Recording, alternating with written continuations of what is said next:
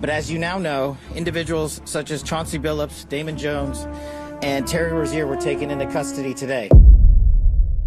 Federal agents swarmed the Las Vegas Aces practice facility at 6:47 a.m. Pacific Time on October 28, 2025, interrupting a morning shoot-around and placing 3 players in handcuffs as teammates watched in shock.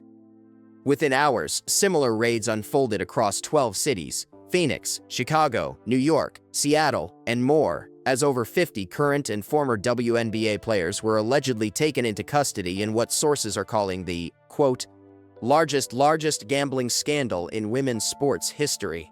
Charges ranged from illegal sports betting and wire fraud to money laundering through organized crime networks, with federal prosecutors claiming some players had been feeding insider information to betting syndicates for years.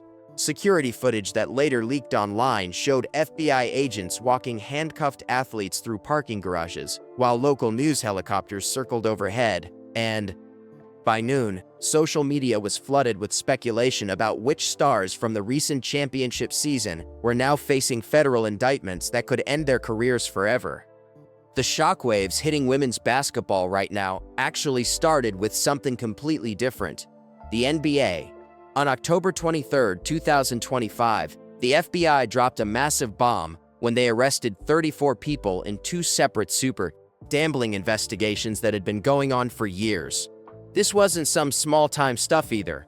We're talking about Hall of Famer Chauncey Billups, who's the head coach of the Portland Trail Blazers, Miami Heat guard Terry Rozier, and former player Damon Jones, all getting arrested on the same day.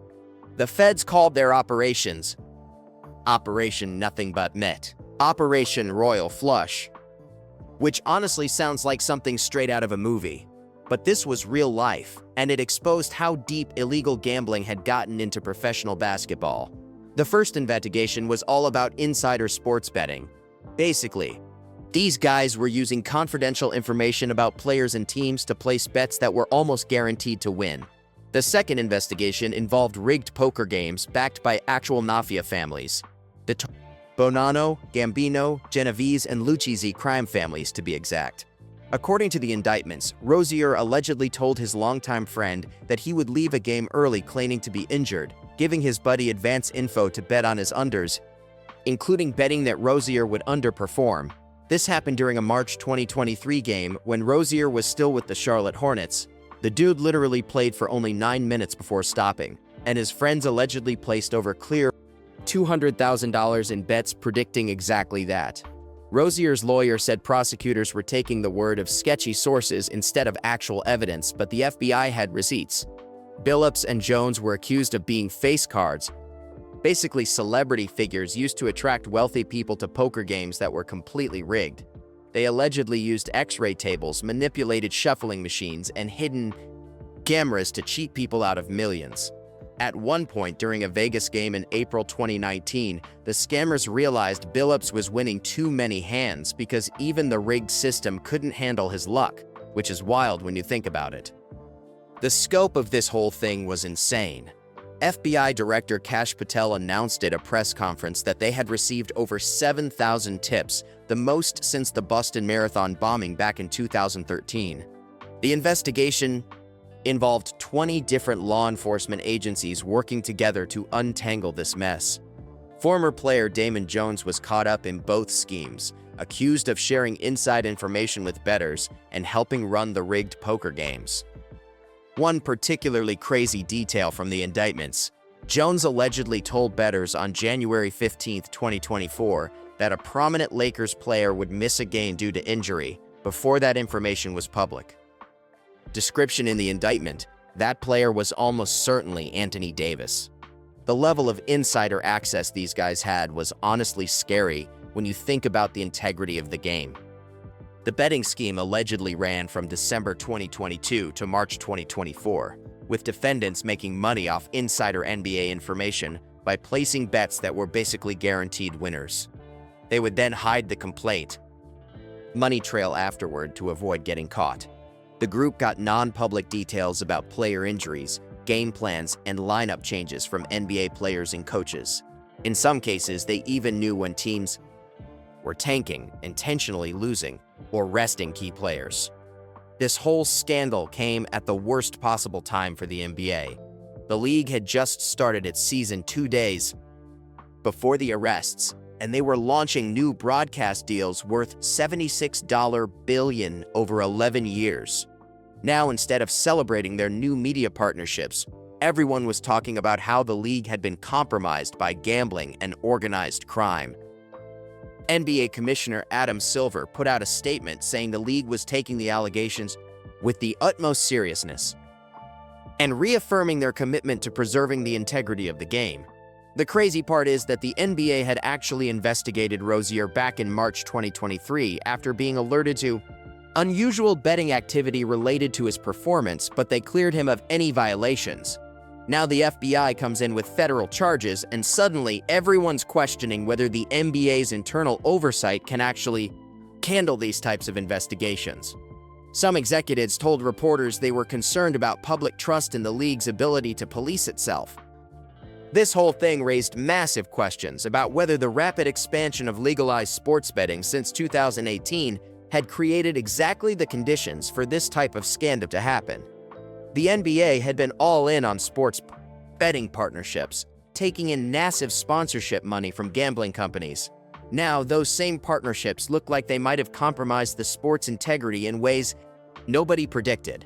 Now, here's where things get interesting for the WNBA. While there haven't been any public arrests of WNBA players yet, sources close to the league are saying that federal investigators are looking into whether similar betting schemes may have infiltrated women's basketball. The timing is suspicious as hell.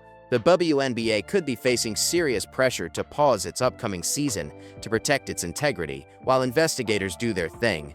The league's been dealing with its own challenges lately, and adding a potential gambling scandal on top of everything else would be catastrophic for their reputation. Some people close to the situation think the WNBA might be considering a temporary shutdown, not because there's definitely corruption happening, but because they can't risk the damage to their brand if something comes out mid-season. It's like a preemptive strike to save face. Think about it. If even a handful of WNBA players got caught up in something similar to what happened in the NBA, the league would be completely done. They've been working so hard to build legitimacy and grow their fan base, especially with all the attention from stars like Caitlin Clark and Angel Reese this past season.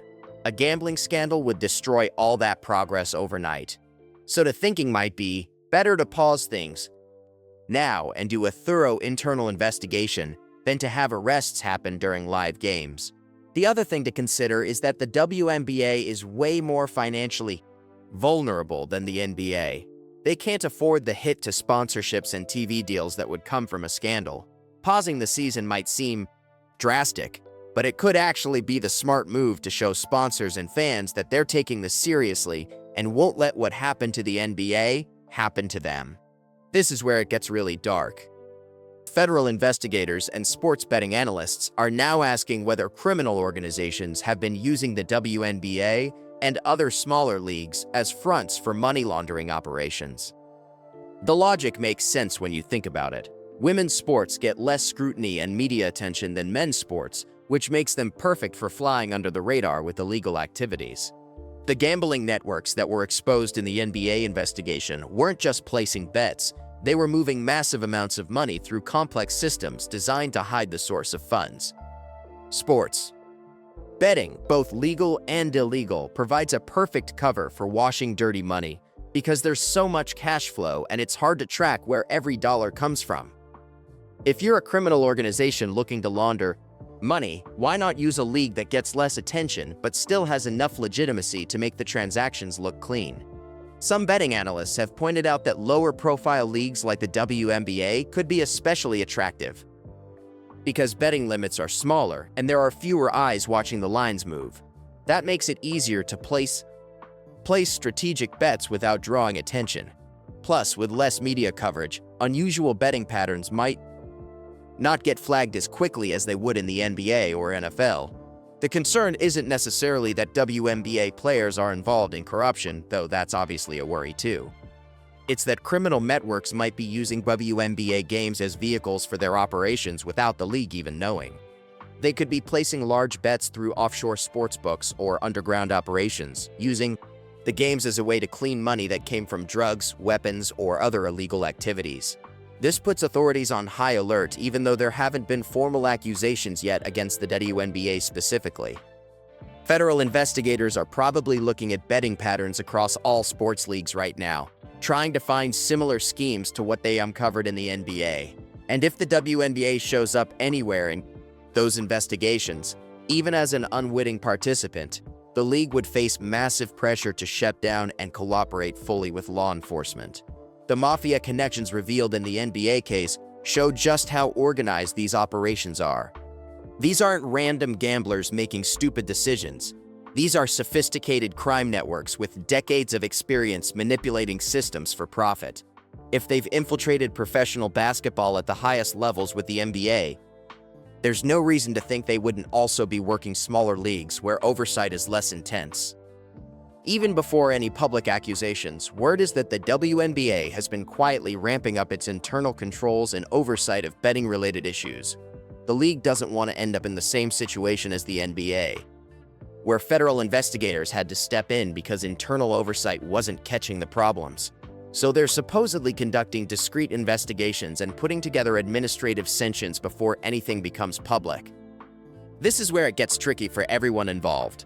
If you're a WNBA player right now, you might be getting questioned by league officials about your betting habits, your financial transactions, even your social connections.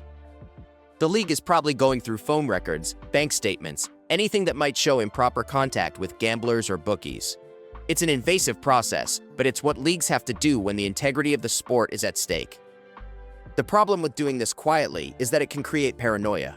Players don't know who's being investigated or why. Teams don't know if their star player is about to get suspended. Sponsors don't know if they should pull their partnerships. Everyone's operating in this fog of uncertainty, while the league tries to get ahead of potential problems.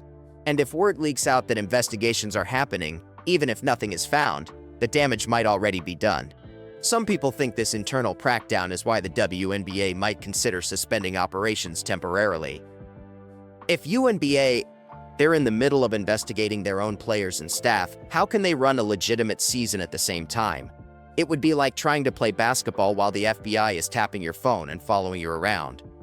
The pressure would be insane, and the risk of making mistakes or compromising the investigation would be too high. The other angle here is that the WNBA might be using the threat of administrative sanctions as leverage to get people to cooperate. Like, hey, we know something might be going on, and if you come forward now before the feds get involved, maybe we can handle this internally instead of having you arrested on national TV. It's a way to protect the league's image while still addressing potential corruption. But here's the thing, once federal investigators are involved at the NBA level, they're probably not going to let the WNBA handle things internally, even if the league wants to.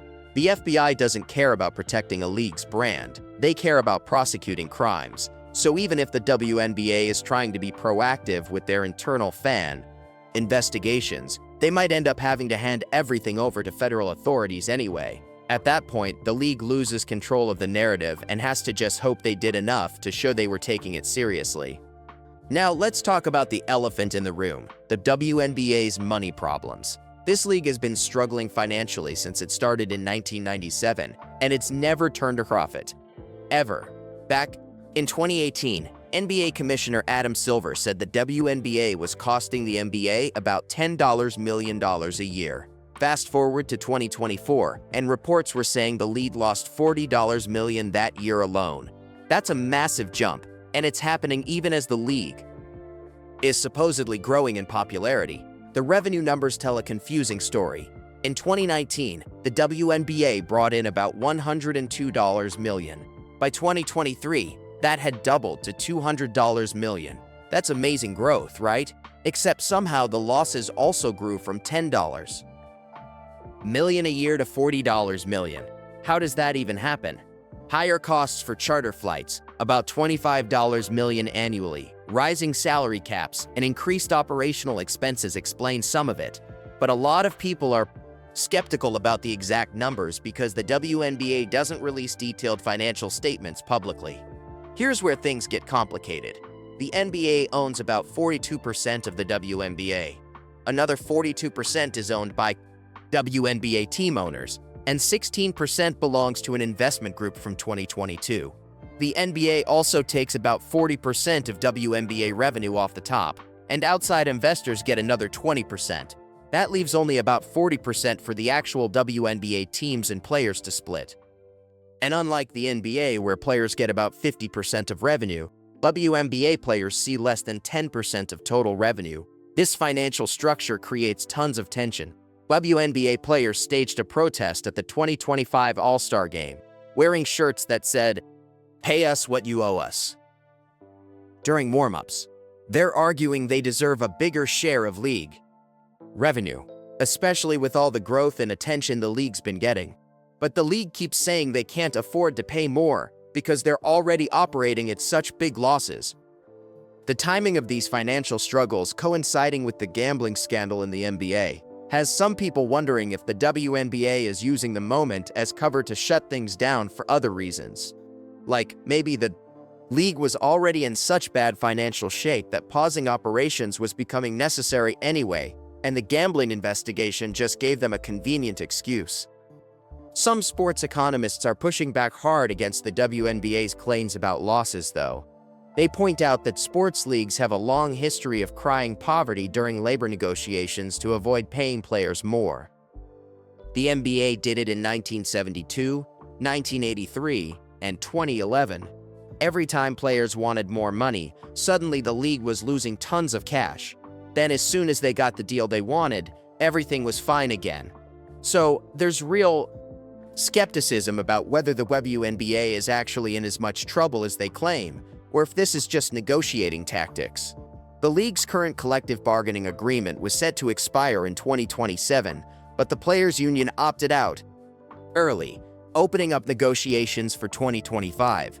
That means contract talks are happening right now, and both sides have major incentives to either exaggerate or downplay the league's financial health, depending on what deal they're trying to get. A gambling scandal investigation could be used by the league to argue they need to pause operations, not just for integrity reasons, but because they literally can't afford to keep running while dealing with this crisis. So, here's where everything comes together, and it's way more real than people want to admit.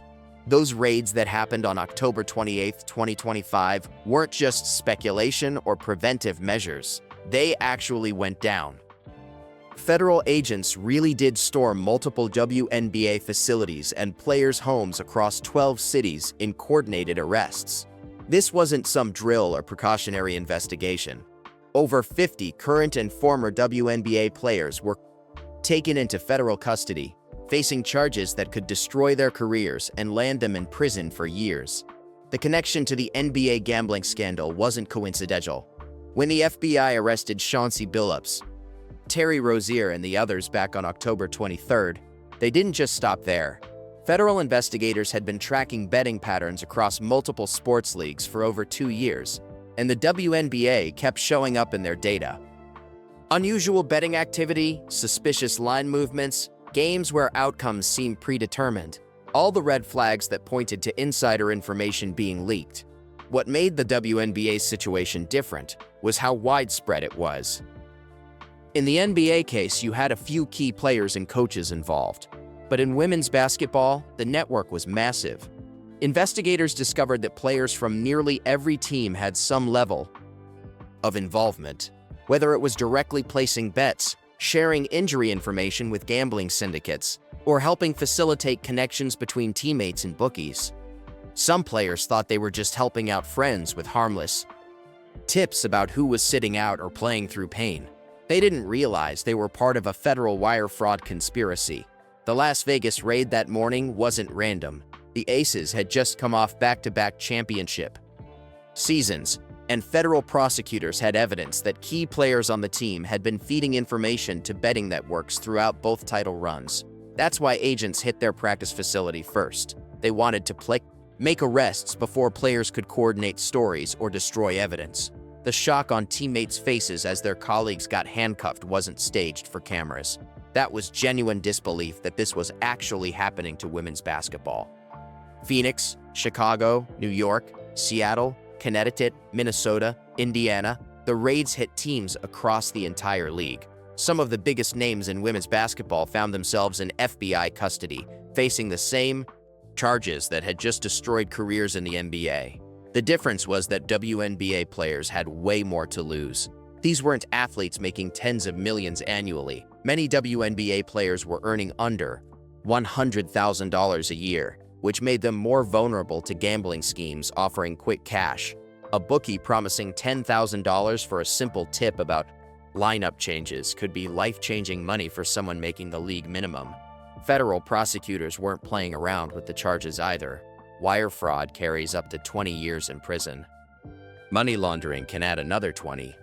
Conspiracy charges stack on top of that. These players weren't looking at wrist slap fines or short suspensions. They were facing the possibility of spending the next decade or more behind bars, watching their basketball careers evaporate while they sat in federal prison. The leaked security footage that went viral wasn't deep-faked or staged. Those were real WNBA players being escorted through parking garages in handcuffs, their faces showing the moment when everything they'd worked for came crashing down. The news helicopters circling overhead captured genuine chaos as federal agents executed search warrants at team facilities.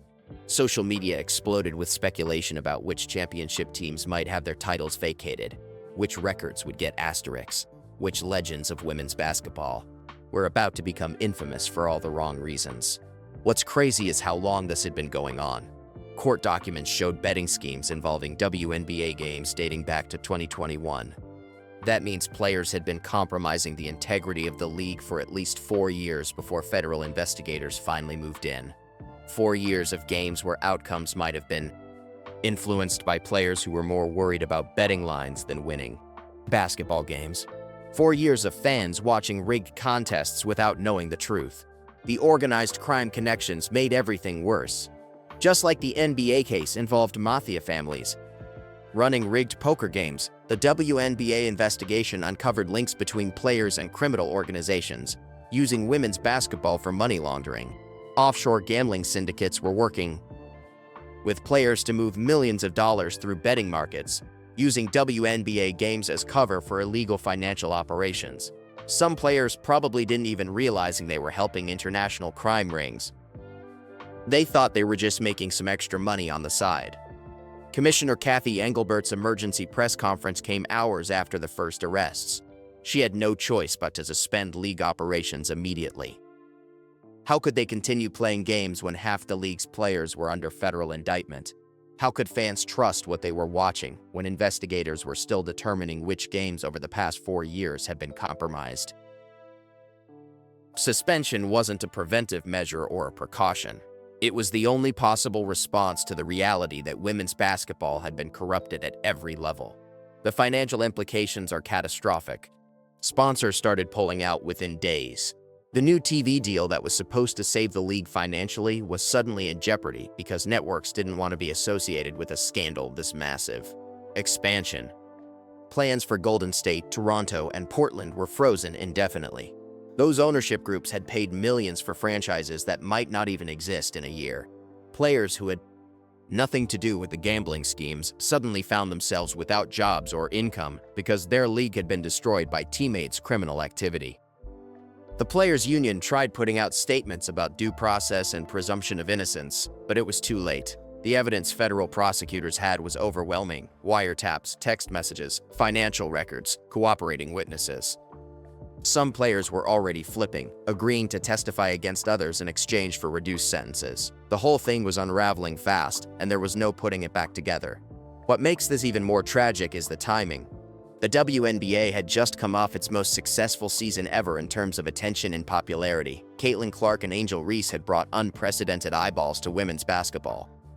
Attendance was up, merchandise sales were booming, the sport was finally getting mainstream respect. And then it all came crashing down because players couldn't resist the temptation of easy money from gambling schemes. So yeah, those arrests were 100% real. Those charges are genuine federal indictments that will result in trials and prison sentences. The WNBA's suspension isn't temporary posturing. It's the league dealing with an existential crisis that might end women's professional basketball. In America, permanently. And the saddest part is that all of it was preventable if players had just, not decided to commit federal crimes for gambling profits. But here we are, watching the sport implode in real time while federal agents continue building their cases and more arrests are probably still coming. The question now isn't whether the WNBA can survive this scandal. It's whether there will even be a WNBA left to save when all the indictments are unsealed and everyone sees just how deep the corruption really went.